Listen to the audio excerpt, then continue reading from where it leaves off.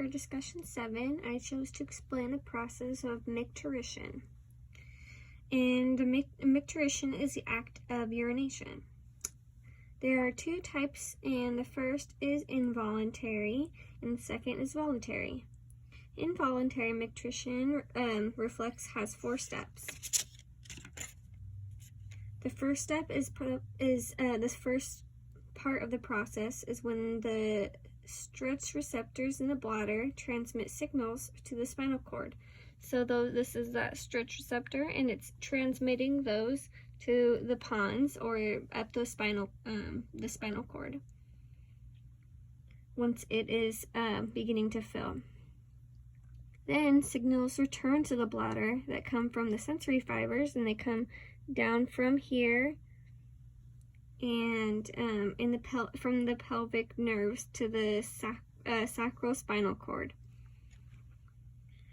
Then signals excite the ditro muscles to contract. So they contract these muscles, they excite these muscles, and they contract.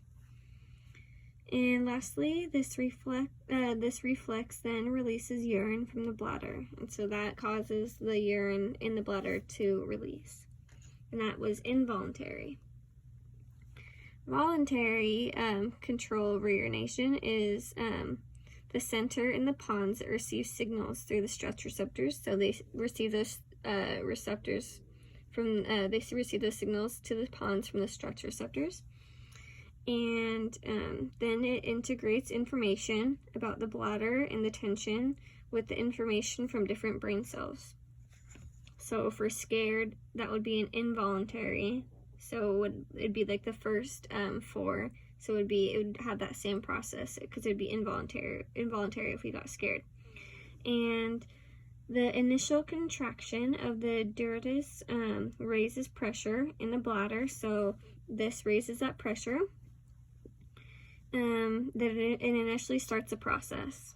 So it starts that process of contracting and sending those signals so we can tell ourselves we need to use the restroom. And this causes the positive feedback to loop and contract to urination. So it goes up, and then they come back down and tell us that we need to use the bathroom, and then it contracts and we start urinating. Thank you.